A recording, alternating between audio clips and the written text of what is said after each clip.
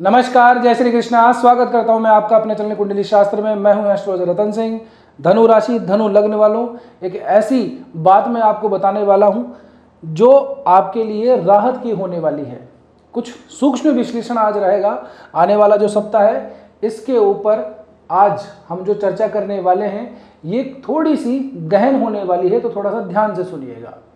देखिए, 29 जून से 5 जुलाई का सप्ताह रहने वाला है, ठीक है ना। इसमें एक विशेष बात मैं बता देता हूं। सबसे पहले तो धनु राशि के ऊपर शनि की ढैया चल रही है, ये आपको पता है।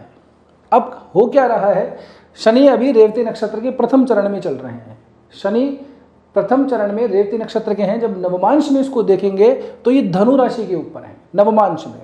और राहु को भी अगर हम देखते हैं तो नवमांश में ये भी धनु राशि पे है, यानी कि धनु राशि के ऊपर नवमांश में शनि और राहु की युति होकर बैठी है, ठीक है ना। तो इसी वजह से आप लोगों को ज़्यादा परेशानी आ रही है। ये कुछ ऐसी चीज़ें हैं जो हाइड रहती हैं। ज्योतिष में जैसा दिखता है सब कुछ वैसा होता नहीं है। इतना आसान ज्योतिष नहीं है, ये बहरहाल बात है कि लोगों ने बना रखा है।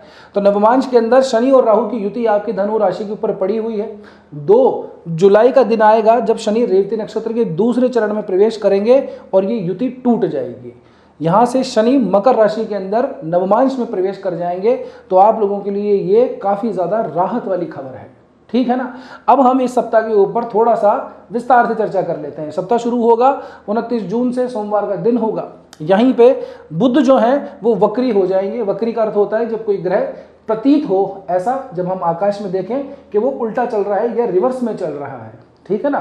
तो जब वक्री ग्रह हो जाता है तो सीधी सी बात है, जब डिस्टेंस बढ़ेगा, क्योंकि उल्टा होगा तो डिस्टेंस बढ़ जाएगा हमारे तक पहुंचने में, तो उसका प्रभाव डिले हो जाता है, ठीक है। आप लोगों के लिए त्रिग्रही योग बना हुआ है कहाँ पे, आपके अष्टम भाव के अंदर।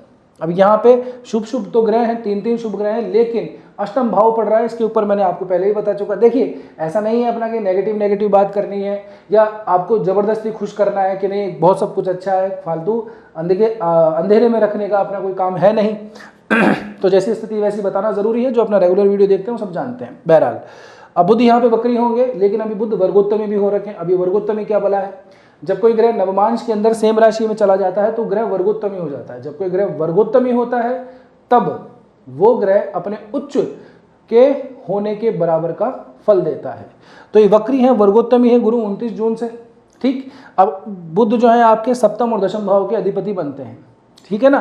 तो यहाँ से करियर के अंदर जो कुछ थोड़ी सी प्रॉब्लम चल रही है वर्गोत्तमी होने की वजह से, वो आप लोगों को काफ़ी ज़्यादा रिलीफ देने वाली है। आने वाला जो सप्ताह रहने वाला है, इस सप्ताह के आसपास पूरे टाइम पे ये वक्री वर्गोत्तमी रहेंगे, तो आपके लिए करियर की पॉइंट ऑफ व्यू से काफ़ी ज़्यादा अच्छी स्थिति रहने वाली है। आप लोग यदि कोई फाइनेंस रिलेटेड काम करते हैं, है ना, ऑडिट का है, अकाउंटिंग का है, रेवेन्यू से रिलेटेड कोई काम है, आपका कंटेंट क्रिएशन का काम है, आप किसी डिजिटल कंपनी के साथ में मिलकर काम करते हैं, या फिर ऐसा है कि आप मीडिया पर्सन है, या आप कोई पॉलिटिशियन है, स्पोक्स पर्सन है, फाइनेंस रिलेट करता हुआ कोई काम करते हैं, तो आपके लिए आने वाले ये जो समय है काफ़ी ज़्यादा प्रॉफिटेबल, काफ़ी ज़्यादा फ्रूटफुल रहने वाला है बुध के पॉइंट ऑफ व्यू से, ठीक है ना।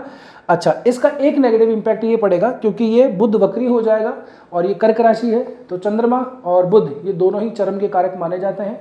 तो कोई स्किन से संबंधित कोई प्रॉब्लम है, कोई एलर्जी है, कोई डस्टिंग से है, मौसम के चेंजेस से है, कोई रैशेस है, सिरोसिस की प्रॉब्लम है, तो थोड़ा सा ध्यान रखिएगा, पहली बात। दूसरा, यहाँ से तीनों ग्रह दृष्टि डालते हैं कहाँ पे, द्वितीय भाव के ऊपर। और यहाँ पे अगर बुध का अगर वक्री दृष्टि की अगर मैं बात करूँ तो थोड़ा सा वाणी पे नियंत्रण जरूरी है, क्योंकि ऐसे समय पे होता ऐसा है कि व्यक्ति जो है टंग स्लिप जिसको कहते हैं ना, टंग स्लिप हो जाती है, जिह्वा पे नियंत्रण नहीं रहता, या तो जल्दीबाजी में हड़बड़ाहट में कुछ ऐसा बोल जाता है जो थोड़ा सा तकलीफ देह होता है, या फिर ऐसा होता है कि थोड़ा अहंकारवश कुछ चीज़ें कर देता है। चुगली वगैरह भी थोड़ी सी देखी जाती है ऐसे समय पे व्यक्ति के द्वारा। तो इन चीज़ों को थोड़ा ध्यान रखिएगा, इसके अलावा ज़्यादा समस्या नहीं है। 3 ग्रहों का यहाँ पे योग बना हुआ है, तो ये और बाकी चीज़ों में थोड़ा सा प्रॉब्लम दे देते हैं 3 ग्रह मिलकर के। किस तरह की प्रॉब्लम है, डाइजेशन है, कॉन्स्टिपेशन है, लीवर, आंत है ना, या फिर जो हार्ट होता है हमारा, हृदय होता है, उससे संबंधित कुछ चीज़ों की यदि समस्या है तो थोड़ा सा इस समय पर सावधान रहिएगा, स्पेशली 4 तारीख तक। तो 4 तारीख के बाद में थोड़ी सी चीज़ें बदल जाएंगी, ठीक है। वीडियो में व्यवधान के लिए थोड़ी क्षमा चाहता हूँ। कुछ इंपॉर्टेंट बात आप लोगों से करनी है। अव्वल तो ये कि जो लोग कंसल्टेशन फीस नहीं दे सकते, हमको नहीं किसी को भी, वैसे तो हमारी काफ़ी जेन्युइन रहती है, वो लोग अपना प्रश्न कमेंट बॉक्स में लिख दीजिए। Q&A सेशन जब भी होगा आपके प्रश्न को ले लिया जाएगा। अभी थोड़ा समय लग रहा है लेकिन आपके प्रश्न को ले लिया जाएगा।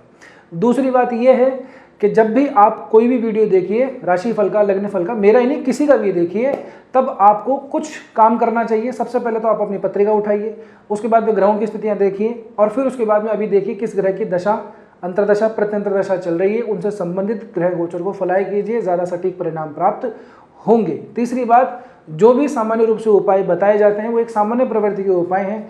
आपकी पत्रिका के ऊपर कौन सा उपाय लागू होता है, आपको कौन सा काम करना चाहिए, ये आपकी पत्रिका देखने के बाद ही ज्ञात किया जा सकता है।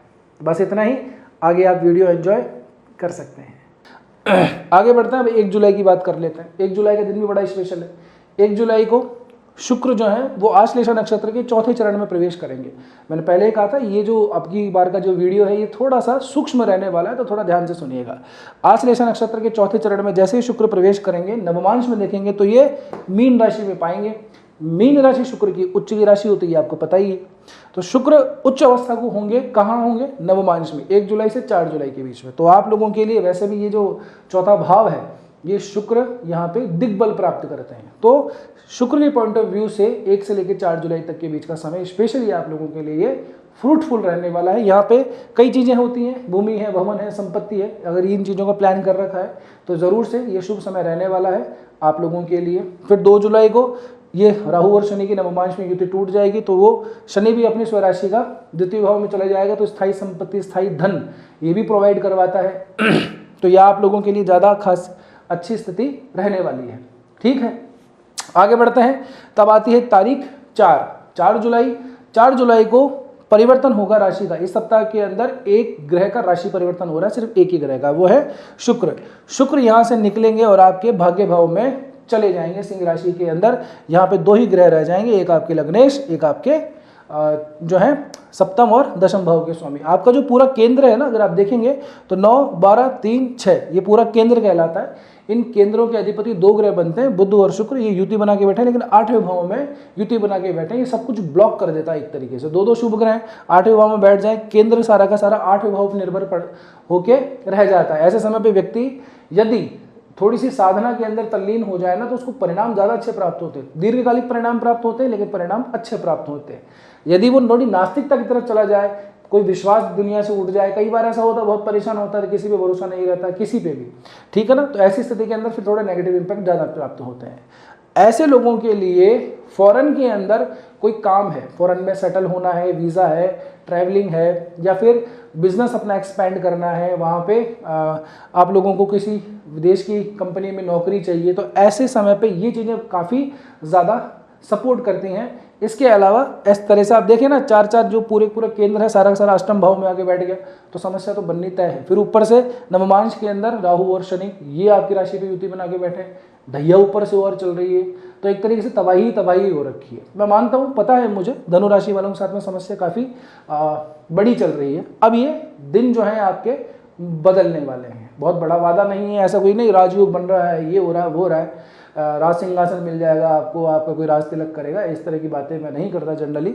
लेकिन हाँ, अब आपकी स्थिति काफ़ी ज़्यादा बेटर होने वाली है। अब जैसे शुक्र आगे बढ़ेंगे, शुक्र सिंह राशि में जाएंगे, शुक्र आपके लिए लाभेश बनते हैं, साथ साथ के अंदर आप लोगों के लिए छठे भाव के स्वामी भी बनते हैं। लाभेश जाकर के भाग्य भाव में बैठे तो आपको भाग्य के सपोर्ट से लाभ प्राप्त करवाता है, या लाभ जो है आपको भाग्यवश प्राप्त हो जाता है। पहली बात तो ये। दूसरी, अगर आप ठीक से देखें तो यहाँ पे राहु से लेकर के और ये केतु, यहीं पे ही सारे ग्रह घूम रहे हैं। इसके बारे में हमने फरवरी मार्च के अंदर एक वीडियो भी बनाया था, 4-5 महीने के अगले का, कि ये जो लॉक है ये आने वाला जुलाई तक रहने वाला है। शुक्र ही इस लॉक को तोड़ेंगे। तो जैसे अभी केतु हैं 8 डिग्री के आसपास चल रहे हैं, ठीक है। शुक्र जैसे डिग्री आगे बढ़ाएंगे वैसे ये लॉक टूट जाएगा। राहु और केतु के बीच में सारे ग्रह फंसे हुए, एक तरीके से लॉक हो रखा है। ये लॉक जैसे ब्रेक होगा वैसे ही क्या है, स्थितियां बदल जाएंगी, ठीक है। तो सिंह राशि के अंदर शुक्र का प्रवेश भाग्य भाव के अंदर आप लोगों के लिए वो भी लाभप्रद ही रहने वाला है। तो चिंताएं थोड़ी सी, या मैं कहूँ काफी हद तक कम होने वाली है आप लोगों की, ठीक है। अब क्या है, इसी 4 जुलाई को एक परिवर्तन और है। मंगल जो है वो मंगल रोहिणी नक्षत्र में प्रवेश करेंगे। रोहिणी नक्षत्र वैसे चंद्रमा का नक्षत्र है, अगर आप वैसे देखें तो अभी मीन राशि में चल रहे हैं नवमांश में, और रोहिणी नक्षत्र में जैसे आएंगे ये अपनी मूल त्रिकोण की राशि में आ जाएंगे नवमांश के अंदर, मेष राशि के अंदर। ये भी मंगल की दृष्टि से आप लोगों के लिए काफ़ी जो है सहायता करने वाला। मंगल वैसे आप लोगों के लिए छठे भाव में चल रहे हैं, तो ऑफिस पॉलिटिक्स वगैरह के अंदर तो चीज़ें ठीक हैं, आप लोगों को थोड़ी कंट्रोल में रहेंगी, हेल्प भी करेंगे मंगल आपको। थोड़ा अग्रेसिवली हेल्प करते हैं मंगल, लेकिन हेल्प कर देते हैं जहाँ पे ये कारक बनते हैं आप लोगों के लिए, तो बहुत ठीक है, पंचम भाव के स्वामी बनते हैं। अब यहाँ से मंगल जब मूल त्रिकोण के अंदर आएंगे नवमांश के अंदर, तो आप लोगों के लिए और भी ज़्यादा लाभप्रद रहेंगे, ठीक है ना। समस्या कहाँ है, थोड़ा सा ध्यान अभी भी हमें कहाँ रखना है, क्योंकि अगर आप देखें तो ये दोनों के दोनों भाव पूरी तरह से पैक होकर पड़े हैं, बीच के अंदर सूर्य और बैठा हुआ है, तो थोड़ा चोट चपेट दुर्घटना की थोड़ी संभावना है। जिन लोगों को हार्ट से रिलेटेड थोड़ी सी प्रॉब्लम रहती है वो थोड़ा ज़्यादा सावधान रहें, चेकअप वगैरह करवा लीजिए, डाइट वगैरह थोड़ा कंट्रोल कीजिए, और नशे पते बिल्कुल भी नहीं करने होते हैं ऐसे टाइम पे। वैसे तो बिल्कुल ही नहीं करनी चाहिए किसी भी तरीके से, लेकिन ऐसे में आदमी जब दुर्व्यसन करता है, तामसिक भोजन तामसिक चीज़ों की तरफ जाता है, तो उसको नकारात्मक प्रभाव ज़्यादा पड़ते हैं, ठीक है ना। तो इन चीज़ों से बिल्कुल ही दूर रहिए, और ऐसे अवस्था के अंदर तो बिल्कुल भी आपको ना तो कोई निर्णय लेना चाहिए, ना ही कोई ड्राइविंग वगैरह करनी चाहिए, ठीक है ना, नहीं तो दुर्घटना की संभावना थोड़ी सी दिखाई देती है। एक अंतिम रूप से मंगल की चंद्रमा की तरफ से देख लेते हैं।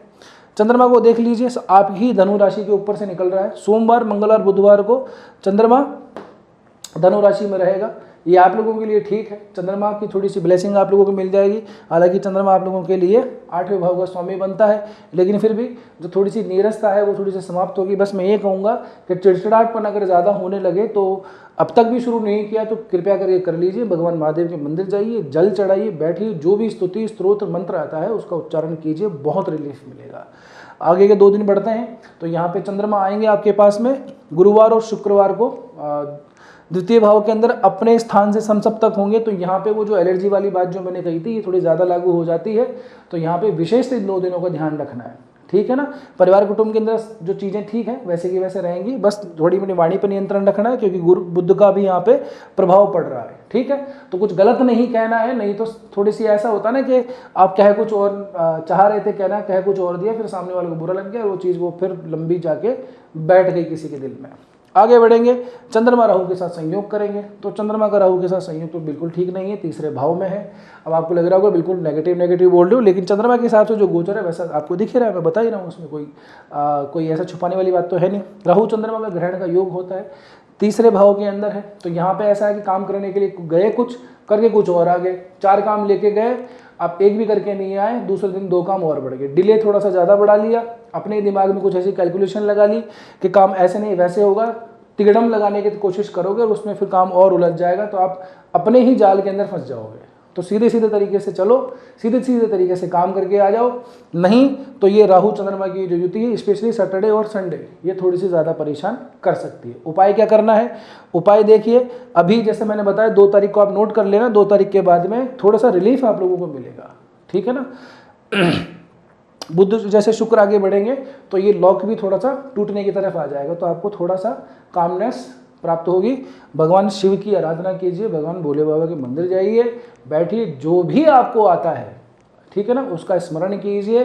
कुछ भी नहीं आता तो शंकर तो बोल ही सकते हो, ठीक है। बस बैठो थोड़ी देर, 10-15 मिनट बैठो, आपका थोड़ा सा जो चित्त है ना वो शांत हो जाएगा। एनर्जीज का थोड़ा सा ये खेल ज़्यादा रहता है, ऊर्जाओं का प्रभाव है थोड़ा सा, तो ऊर्जाएं थोड़ी सी बिगड़ी हुई है, सॉर्ट आउट हो जाएंगी, चिंता की बात नहीं है। देखिए ग्रह है, आज यहाँ आए, कल दूसरी जगह पे होंगे, चीज़ें फिर बदलेंगी, बारिशें फिर लौटेंगी, है ना, हरा भरा हमारा जो वन है फिर से होगा। तो समय है थोड़ा सा कठिन, निकाल लीजिए। अब देखो यहाँ तक पहुँचे हो तो वीडियो ठीक ही लगा होगा, उम्मीद तो मैं यही कर रहा हूँ, और लाइक भी आपने कर दिया होगा। मेरी आप लोगों से 2 रिक्वेस्ट है। पहली तो ये कि आप आते हैं देख के चले जाते हैं, चैनल को सब्सक्राइब करते नहीं हैं, हमारा भी परिवार बढ़े तो चैनल को सब्सक्राइब कीजिए, ज़्यादा से ज़्यादा लोग जुड़ें, हमें भी थोड़ा मोटिवेशन आपके सपोर्ट से मिलता है। जितना ज़्यादा परिवार बढ़ेगा उतना ही हम और अच्छा कंटेंट लाने के प्रयास करेंगे। दूसरी रिक्वेस्ट मेरी आप लोगों से ये रहती है कि जितना हो सके वीडियो को हाइप ज़रूर से दे दीजिएगा, ठीक है ना। बस आज की वीडियो में इतना है, मिलते हैं अगले वीडियो में, तब तक के लिए स्वस्थ रहिए, मस्त रहिए, अपना और अपनों का ध्यान रखिए। जय श्री कृष्णा, जय श्री राम, हर हर महादेव, जय गौरी शंकर।